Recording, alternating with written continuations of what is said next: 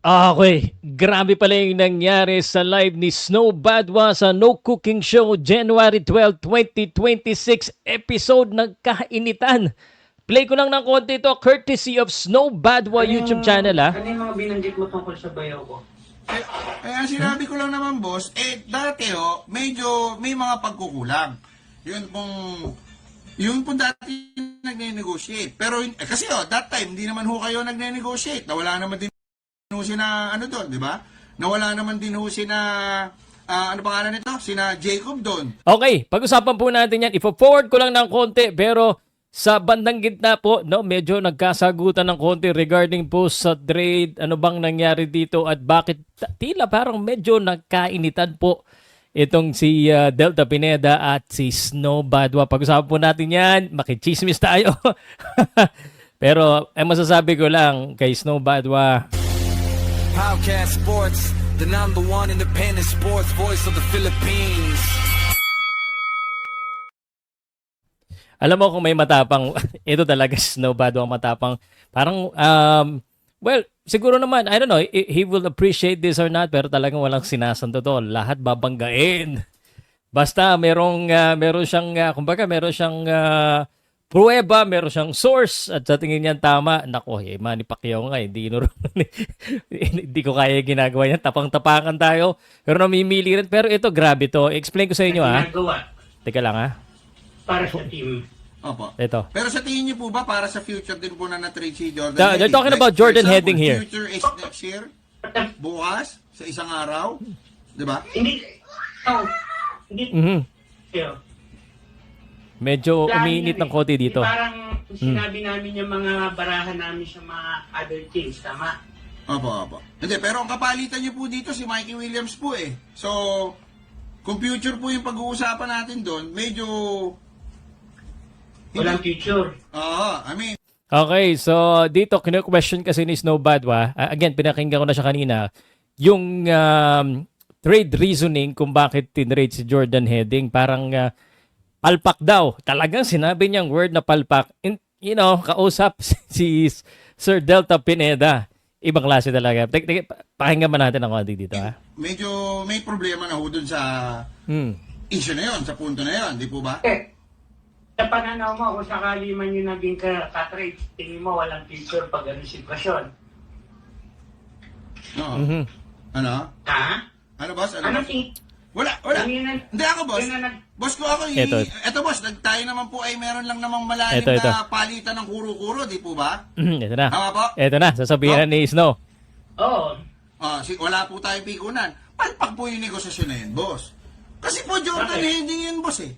Palpak daw. Ayan na, sinabi niya na mismo yung word kasi mahirap pag sabihin natin yung ibang words. And again, dito po sa Pauka Sports, we are an independent sports voice dito po sa Pilipinas. We welcome both sides, no?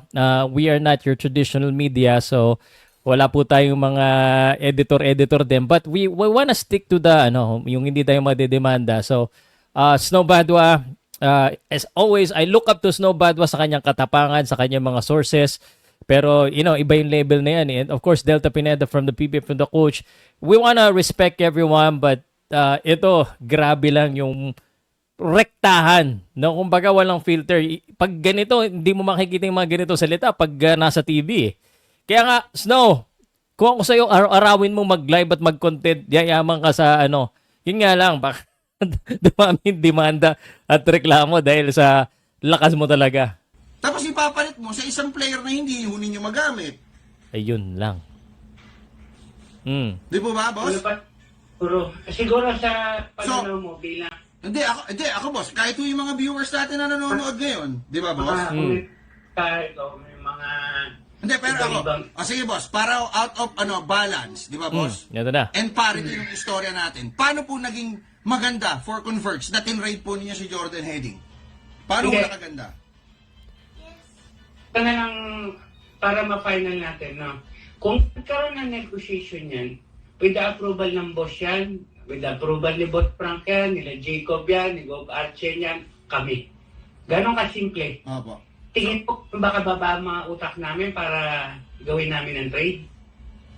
Hindi ko alam. Pero ako, Alright, kasi on the cover on facing value, agree ako kay Snow kasi hindi mo magamit yung pinalit mo eh. So, kung ganon, unless meron talagang ibang plano na hindi sinasabi talaga itong si Sir Delta Pineda, then it will only reveal in the future. Magkakaalaman yan kung ganon. Kasi it looks like, syempre, naintindihan ko rin, pag ikaw po ay team, there are things na nire-reveal mo at hindi mo nire-reveal sa media. And ang media, kami po, mga media, mga vloggers, ang trabaho talaga namin gumawa ng storya, gumawa ng balita at maghanap ng mga insider scoop, miski yung mga hindi dapat ilabas. So, si Snow, napakagaling dyan. Ngayon, lugit si Sir Delta kasi pumasok siya sa live. Talagang mahirap. Pag ganyan talaga, lalo na pagharap mo sa Snow Badwa, yung tanong kasi hindi mo makontrol eh. If you wanna, kumbaga kung usually yung ginagawa dyan guys, not through an interview, but through a statement para talagang walang mali. Ito ngayon, napakinggan ng karamihan, hindi nasasagot ni Delta or parang ayaw niya sagutin kung anong meron. Sinasabi lang niya, inapprove ng lahat ng kataas-taasan.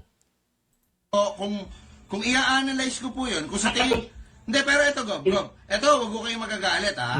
Kasi alam nyo naman ako, straightforward lang ako magsalita. At alam ko, walang magsasabi sa inyo ng ganito. Sa totoo lang po, boss, palpak po talaga yon. Kasi, boss, kung may Jordan heading ka, tapos nakuha mo pa yung Juan Gomez de Leaño sa pamamagitan po ng trade, ang lakas po sana ng team nyo ngayon.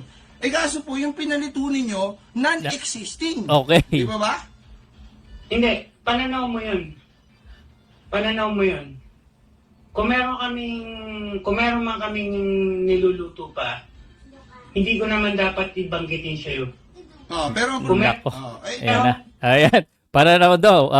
Which is, pananaw naman talaga ng mga media. Minsan talaga kasi kami, minsan hindi maganda ang pananaw.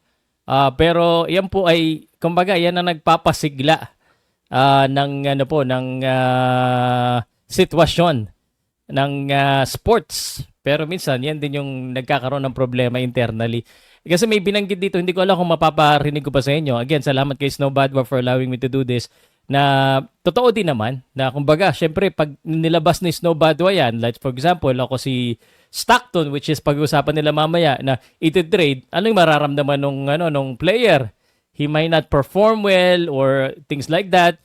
But again, lahat ito, kasama po yan sa kumbaga sa sports. It's part of the cycle. So nang hirap din no? Pero mga niluluto, hindi mo pa dapat malaman. hindi ko naman po inaalam yung niluluto, boss eh. Ibang klase. Pero kasi ito si Snow, and whether you hate him or you like him, kaya nga, nababan kasi masyado maraming alam. Hindi ko alam pa paano nga niya makukuha. Kaya hindi nasasabihin sa kanya. Nalalaman pa rin niya. So, kahit pa paano, he still, he has a lot of connections from different places and he still get all of this stuff. Ang inaalam ko lang po, ang sinasabi ko lang po, yung naging kawalan ng Converge mula po nung matrade si Heading, di ba, hanggang sa ngayon. Kasi sabi ko nga po kanina, uulitin ko po, hindi naman ako takot magsalita, na sinabi ko kanina, ang laking bagay po sana ng Jordan Heading sa laro ninyo kung nandun yun. Kasi baka hindi yung si Stockton yung nakababa doon, si Heading mo yun. Magaling din nung dumipensa yun. Baka hindi yung napaul si doon. Di ba? Bagay na na hindi mo pwedeng abutin kasi wala ka sa loob ng team. Okay. Hindi, pero, Basta ganun. oo nga po. Ganun kasi sasagot ko sa'yo. Pero ako naman po kasi, wala nga po ako sa team. Wala nga po ako sa team, boss. Nakikita ko naman po yung epekto sa team. Di po ba? Kubal ko yan. Boss, Respetuhin. boss, Yun ang gusto ko usap sa'yo. Matagal na tayo magkakilala. boss, no? Gob. Vice Gob. Nilirespeto ko naman po rin yung naging desisyon ninyo. Eto, Na-i-trade nagkakainitan po na ninyo to, si Heading, nagkakainitan di po na. ba? Nilirespeto naman po namin, di ba? Ako pa nga ako una naglabas dyan eh.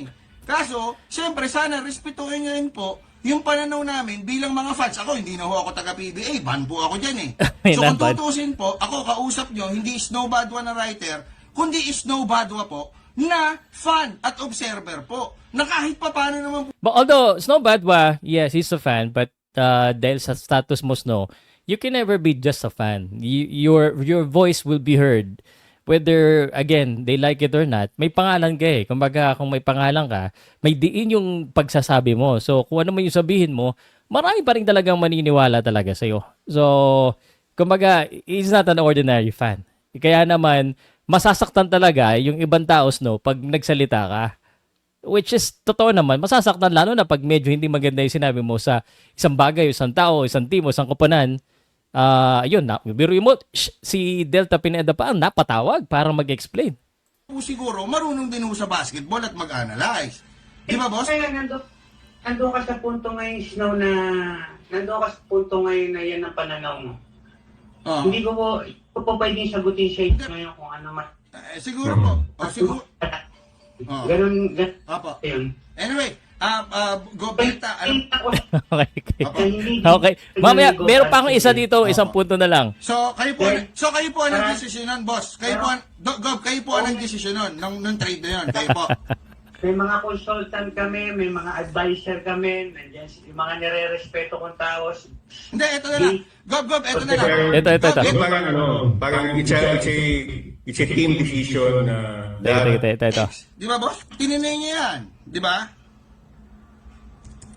Alright, marami dito eh. Meron pa siya sinabi dito na si Snow, nireport niya na magiging coach si Delta Pineda, kahit dininay nila, natuloy pa rin. Ito ngayon, yung kay Stockton. Oo. So, kung yan same time ho na yan, Gob. Okay. Si Archen po ang sasalita, hindi po kayo. Di ba, Bob? Wala pa naman malinaw na net. Hindi ho, boss. Gob, meron ho yan, Gob. Yung time na yan, sinabi... Oh, hindi yun nga po ang ibig ko sabihin, Gob. Talaga. Pero, Gob, hindi, Gob, yun nga po. Teka. Ipo-forward ko lang doon sa ano. Mahaba pa yan eh. Sige, we take your word for it, boss. Pero, ang amin lang naman ho, huwag niyo sasabihin na yung mga sinasabi namin, puro kami lang. Kasi sa totoo lang, nasa sa inyo pa rin po yung desisyon nun kung itutuloy ho ninyo o hindi, yung mga inilalabas namin. Ngayon, kung sinabi ho ninyo na yung trade na yan, kalokohan yan, di po ba? So, tatanggapin naman ho namin. Hindi ba ako siyang kalokohan yan, Snow? Medyo papunta na ho tayo doon, Go. Di ba? Ikaw lang. Di ba? Pangunahan. Mali naman sinabi ko sa'yo. Kung merong informasyon na nakukuha ka, sa inyo yun. Hanggang walang final decision kung ano man nangyayari sa loob ng team, what happened to Heading, Opo. Hindi, eto nga po yan, Gob eh. hanggang kakahaka pa lang Ay, ninyo. o di haka-haka rin po yung sinasabi namin na matitrade si Stockton. Ngayon, Ito na, kung Stockton. sinabi mo ninyo na hindi matitrade, so be Ito it. na, ito na, Stockton. Lalaro Lalabas na. na iti-trade. Hindi boss. Pag dilabas nyo na iti-trade yun, confirmation nyo po yun. Go. Tama po ba, Go? Di po ba? Kung may lalabas, no. Yun nga po, Go. Kaya nga po tinatanong namin, so tatagal po sa inyo si Stockton. So meaning to say, boss, eto naka-record po ito ngayon, Okay. hindi nyo po iti-trade si Stockton. At kapag na-trade nyo po yan, babalikan po namin itong tape na to. Sabi nyo Stockton. Ano, boss? Sino daw nagsabi? Ito lang, Gob. Ito lang, Gob, sinasabi niyo yung espekulasyon. As early as November ho last year, bago pa ho mag-eleksyon, sinasabi ko na magiging coach kayo ng Converge. Asan ho ba kayo ngayon, Gob? Espekulasyon ho yun. Okay. Ano talaga?